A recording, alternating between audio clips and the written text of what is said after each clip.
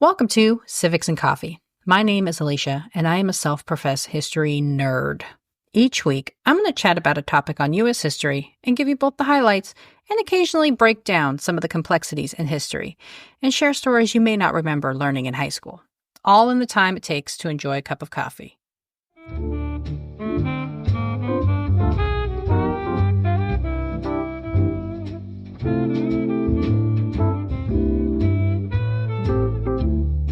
Hey everyone, welcome back. A few months ago, I had the privilege of sitting down with Salina Baker to discuss her latest book, The Line of Splendor. Salina is a multiple award-winning historical fiction author, presenter, and historian of the American Revolution. Our conversation focuses on her latest book, which is a biographical novel about American Revolutionary General Nathaneal Greene. We recorded our conversation over Zoom, so I'm inserting my sound quality warning here. I hope you all enjoy the conversation. Welcome back, everyone. With me today is Salina Baker. She is a historian of the American Revolution, presenter, and a multi-award-winning author, and her latest book, The Line of Splendor, shares a fictionalized account of Revolutionary General Nathaneal Greene and will be the focus of our conversation today. Welcome, Salina. Thank you, Alicia. I'm excited to be here. Well, let's go ahead and dive right on in. So, for those who may not know, who was Nathaneal Greene and what role did he play in the American Revolution? Nathaneal Greene was a Quaker who was born in Rhode Island in 1742. He was taught reading, writing, and math. He and his brothers were, but their father thought that any book learning beyond that was a temptation to sin, actually. So Nathaniel took it upon himself to learn human theory, civil society, military law, whatnot. And he helped form a militia company in 1774 called the Kentish Guards. And of course, the Quakers disapproved of that. Armed conflict was not something they approved of. And when the first shots of the American Revolution were fired, the Kentish Guards started marching toward Boston. They were recalled at the border, and the Rhode Island General Assembly instead called an Army of Observation, again, a provincial army. And they suddenly plucked Nathaniel from being a private and made him a brigadier general.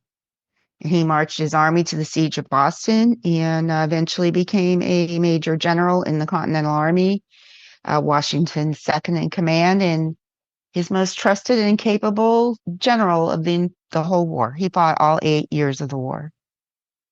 And what prompted you to explore a fictionalized account of his life? I had written a 4-book historical fantasy series about the American Revolution called Angels and Patriots. General Greene was in 3 of those books. When I was done and published that series, I felt like I wasn't done with him. And I wanted to write a biographical novel about him so that people could see him as a man and not just a major general who fought in the Revolutionary War. And I think you make this point in the forward, and the Dr. Huerta, I think, is writes the forward. Rick Herrera. Herrera, yes, Dr. Herrera. Yeah. So when Dr. Herrera makes the point as well, is that Greene is not somebody who is well known. Unfortunately, everybody thinks of Alexander Hamilton as kind of Washington's secondhand man. So sure. I really love the idea that you kind of elevated this gentleman, kind of getting him into people's hands and elevate his story. Great. That's great to hear. And because it is kind of blending fiction with fact, how did you balance that challenge of kind of building this narrative and infusing, all of your primary source material? The challenge of it was, I have read so much about the American Revolution writing my series. And then, of course, I'm trotting on a lot of the same ground with General Greene. But I dove into his papers, primary resources, and the people he knew intimately, like Anthony Wayne, Washington, Lighthorse Harry Lee, Henry Knox, the list goes on. And I really dove into those people as well until I felt like I could hear their voices. And so that really helped me to be able to get those voices on the page and project how these people interacted with one another. Greene's wife, Katie, and Martha Washington, Lucy Knox. It was a labor of love trying to get to know everyone and knowing how that they did interact with one another. And you touched on the fact that Greene was basically Washington's right-hand man. So can you talk a little bit about the relationship between George Washington and Greene, and how did Greene become Washington's right-hand man? Yeah, that's a good question because there really isn't any evidence per se, like, oh, here's the reason why. It just evolved over time. And they had a lot of things in common. Their wives came to winter cantonments and spent time together. They were good friends. A lot of the wives didn't like Katie Greene. She was beautiful. She was vivacious. But Martha Washington and Lucy Knox did like her. So they were developing a friendship through their families. And then they were also developing this trusting relationship. If Washington needed Greene to do something, Greene did it. And he did it to the best of his ability, even if he didn't like it. He made mistakes, especially in the beginning of the war. He lost two forts on the Hudson River under his command, Fort Lee and Fort Washington. But Washington never wavered once. He turned right around and gave Greene a division at Trenton and wanted him to be quartermaster general. And I just think as time went by, they got to know each other, and Greene proved himself to Washington and vice versa. I think Washington proved himself to Greene as well. Yeah, the loyalty, I think, really comes through in your account of the book. So I thought it was very beautifully kind of laid out for us. Thank you. And, history is filled with stories of great men, but you took the time to incorporate Greene's wife, Catherine or Katie Greene, into the story. And so I'm curious, what challenges did you face in infusing Katie's voice into the narrative? There is a biography on her called Katie, a biography of Catherine Littlefield Greene. It's an excellent biography. The challenge, I think, for me and for anybody writing about Katie and Nathaniel Greene is that Katie burned her letters to him. We don't know why. Nathaniel also often made fun of her spelling and some other things like that. I mean, it could have been that, or she just wanted privacy. We don't know. So a lot of the things that Katie was thinking or saying had to come from letters she was getting from Nathaniel. So, for instance, she bought a carriage in 1782 on her way south to visit him in South Carolina, and he couldn't afford that carriage, and he was mad at her and sent her a letter and said, you spent this money and I don't have it. What are you doing? What would your reaction be? Your husband shames you. So, in real life, she's going to be like, but what? Now she's mad at him, right? Back. And he writes her a letter and says, I'm so sorry. I love you dearly. So the challenge was kind of what was Katie's real reactions when, Nathaniel's writing her back and saying things like that. But, yeah, I can imagine being a woman and how you would feel about even back then, your feelings would be hurt. So it wasn't too bad of a challenge. Yeah, I appreciate, because I know, like you said, right, she burned a lot of her letters, and so the historical record for women specifically is always such a challenge in early American history, and Yes. so my hat's off to you for not only making sure her voice is incorporated, but really trying to flesh her out as as a kind of nuanced human being. Good. I'm glad you enjoyed that. And the thing that I really appreciated and for me really made Greene kind of a more nuanced and robust human being is kind of that exploration of their relationship. And so I'm curious for you, how did incorporating their relationship help you and help the reader better understand Greene? It helped me understand him more, as I said, and I'll probably say this 12 times during the podcast, but as a man, was hoping that it would help you understand him better, that he was a guy who loved his wife and he was gone a lot and missed her a lot. And I think that was important to get into the emotional part of Greene's head and not just I'm a general and I have these strategies and I do this and that on the battlefield, but to see, yeah, he's a guy. He's writing to his wife. He misses her and the good things, the bad things. Yeah. And I hope the readers can relate to that. Yes. And for me, I think it took on a new motivation for Greene, right? Like here's a man who's obviously dedicated to his country, but he's also a family man, and he's committed to trying to make this republic, something that him and his family can enjoy. And Exactly. yeah, it was very well done. And so you mentioned kind of in your introduction of Greene that he did kind of grow up as a Quaker. So how does Greene evolve in his Quaker roots throughout this story? He doesn't. He gave up his Quaker religion around 1777. I think he was finally done with it. He recognized the Quakers in Pennsylvania, and he was a little put out with them because they were neutral. Most of them were neutral. And even as a Quaker and his family were still Quakers, it angered him. In the South, there were a lot of Quakers in the South, but he did turn to a lot of them, especially like after the Battle of Guilford Courthouse to help him take care of his wounded. So it was kind of a double-edged sword, I think, for him. He was done with being a Quaker, yet on the other hand, he could see these people who were being affected by the war, who were Quakers as well. But so it didn't really evolve as much as it was kind of still there, lingering in the back of his heart, I guess, or his mind, Yeah. even though he rejected the religion. And so you culled through a ton of primary sources. You were talking about all the various letters that you had kind of read through.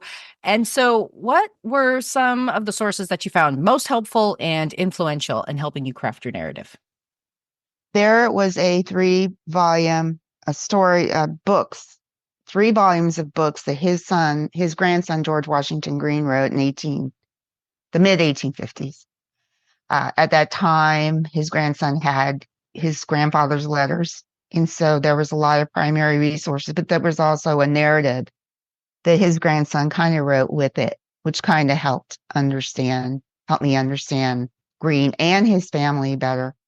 But there were also a lot of surprising things I found, letters that were written in South Carolina during the war in the South. And some of them were from his aides. Some of them were from Governor Rutledge of South Carolina to Francis Marion, the Swamp Fox. It was really surprising some of the things I came across, primary resource letters that I didn't expect to see. The biographies I read on all of these men and Lucy Knox and Martha Washington, those were extremely helpful. They had resources in the back of those books. Some of them I could find online. Some of them I could buy. So yeah, it was constantly, I mean, going at it from every angle. Who was involved. So Yeah. And I I always appreciate trying to get history into people's minds and hearts however we can, whether that's going through a historical site visit or listening to a podcast, or in this case, reading some historical fiction. And so I'm curious for you, how can historical fiction help us better understand our past? there's a saying, which is probably really cheesy, but it's a saying. It says, history tells us what happened, and historical fiction tells us how it felt. Hmm. So I think we get that feeling of, yes, this is what happened. These are the facts. But historical fiction helps us understand that the facts were about people, about situations, that they're dead and buried. You go to where I've been to Green's burying site in Savannah, burial site in Savannah. It's very moving. It reminds you that, people were really alive then. And so I think it helps us understand the past by saying, look, there are these people here, and we can write a story about them and bring them back to life, I guess, in a way, maybe. And I am curious, even for me, who's somebody who loves American history and studies American history. I was kind of woefully ignorant of Nathaniel Greene. So, any speculation as to perhaps why a man as important and as kind of second in command to Washington, why is General Greene not as known as perhaps Washington, Hamilton, Jefferson? I think that maybe there's two main reasons. One is that Nathaniel Greene died when he was 43, 3 years after the war was over. He left Rhode Island, moved to Savannah, Georgia, to on a plantation that he was gifted He never got, he was, well, he died in horrible, horrible debt. In the last 3 years of his life, he struggled with it to the point where it was breaking him down. So he never got to be one of the founders per se. He may have been Washington's Secretary of War instead of Henry Knox. We don't know. Mm. So I think that because he died so young, he drops out of the picture of the founding. Mm. And this is my speculation, another thing is Greene commanded the Southern Army from December 1780 through August 1783. And he wasn't with Washington anymore. He had his own independent command. He went down there, he mocked up, he chased Cornwallis, Lord Charles Cornwallis, out of the Carolinas and into Virginia and set up the surrender at Yorktown. But people don't know that because he wasn't with Washington. And so I think that's the two main reasons, in my opinion, that Greene dropped out of the light. What were those two things? Yeah. And what do you hope readers take away from your book? Like I said before, I hope they see that Nathanael Greene was a man and that he was a great general. And I hope they take away a feeling that they know him and his wife and even the people he fought with better. Yeah. On a more intimate level, his intimate relationship with Washington even. Yeah. It's well documented, but maybe people can feel that relationship, between the two of them. So I just hope they take away history, what really happened during the Greene's life, and take away these intimate moments these men and women had with one another, fighting for their country, believing in their cause, and doing what they had to do, sacrificing. The women did too. And because you do such a great job in kind of portraying Greene as this tangible, nuanced human, I think many people, when they finish your book, are going to want to know more about Nathaneal Greene. So where should people go when they finish your book and they want to learn more about Greene? I did include a bibliography in the back of the book. It's not really long. It's not every single resource I have, but there's lots of things in the bibliography to choose from. Some of them are novels, some of them are biographies. Some are foundersarchive.org letters. Some are primary resources.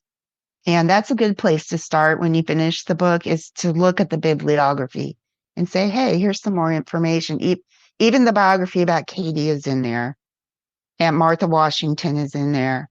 So I think that's a good place to start when you got the book in hand and you just finished it. And you've talked about how you've written a couple of series. So where should people go to learn more about you and your work? I have a website. It's www.salina, Salina Baker, Baker. All my books are there. I've done some other podcasts. The links are there. In my American Revolution series, and I had two just random other books I wrote set in Victorian America. They're just fun little books. But all of my books and all that information's on my website. Wonderful. And we'll be sure to include the link to your website in the show notes for the episode so people can locate you. And you did just finish a wonderful, engaging book on Greene. Do you have any other projects in the pipeline that you can talk about? Yes, I'm writing a book about Dr. Joseph Warren, a biographical novel. A lot of people don't know who he is. It seems like you do. Yeah. Yeah, because you're like, oh, okay. That'll be fun. Yeah, it's going slow. I spent a lot of time traveling, talking about General Greene. So he's taking up a lot of my time still. But Joseph Warren was in the first book of my historical fantasy series. So I'm revisiting him for his own biographical novel, back to another guy that I kind of love from the American Revolution. So that's what I'm hatching right now. All right. Well, I look forward to reading it. Thanks, Alicia. And then, is there anything that we haven't covered today that you want future readers to know?